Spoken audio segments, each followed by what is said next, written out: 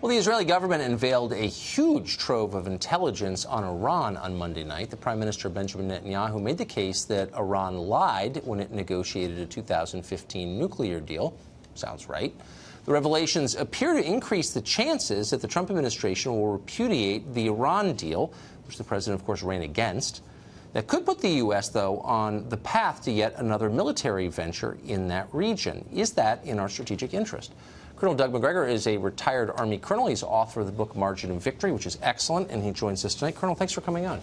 Thank you. So let's start with a simple question first. And I'm assuming that all of this intel is real, and I certainly never assume good faith on the part of Iran, obviously.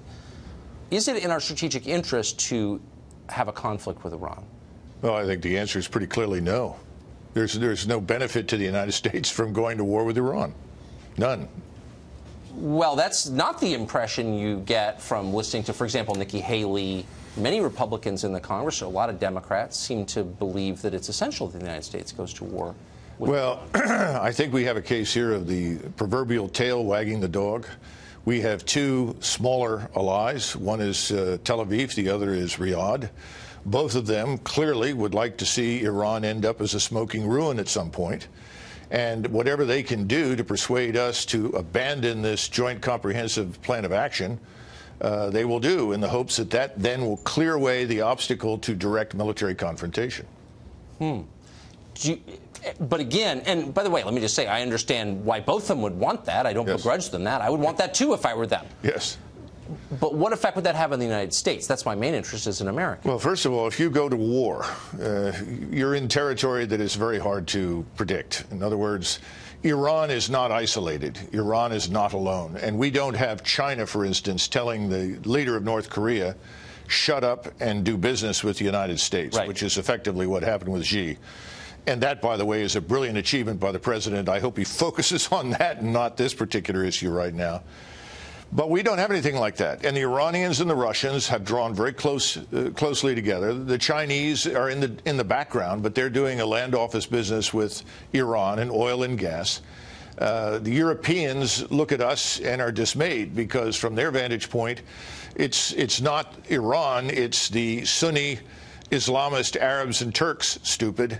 That's where you should be focused, and that's what you should worry about. Why wouldn't that be true for us as well? I don't remember a lot of Shiite-inspired terror attacks on our soil, and I keep hearing that Iran, which I'm not in any way defending, and I wouldn't choose to live there, but I keep hearing they're the greatest threat to Americans, but it seems like all the terror attacks in this country are Sunni. Absolutely. No, there's no question about that. And again, look, if you're interested in securing your country against that kind of thing, you defend your borders, you get control of immigration. We forget that 9/11 crew came here legally, became illegal, was never tracked, and was able to do what they did. Were they agents of Iran? No, of course not. They were agents of, well, they were Sunni Arab Islamists, largely from Saudi Arabia and North Africa.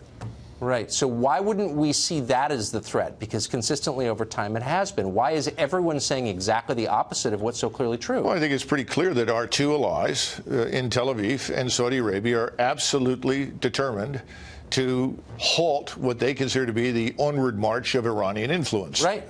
And that influence is confined right now largely, not exclusively, but largely to Syria and Iraq. We forget, of course, that we installed Iran in power in Iraq. We created the conditions conducive to that. That was not something Iran did. And when it comes to Syria, the Iranians have worked closely with the Russians and Assad to defeat the Sunni Islamist opposition to them. And they've been successful. That war is effectively over. So the bottom line is they want us to effectively reverse the strategic outcomes of the last, 15, 16 years. That's not possible, frankly, without a major war. And I don't think that President Trump is interested remotely under any circumstances in going to war. But the GC, or this Joint Comprehensive Plan of Action, is the last obstacle on the road to war. Because that proves that we can achieve our strategic aims without going to war. I just hope that we keep American interest foremost in mind, because that's the point of the U.S. government. Of course. Colonel, thanks for coming on. Sure. Appreciate that.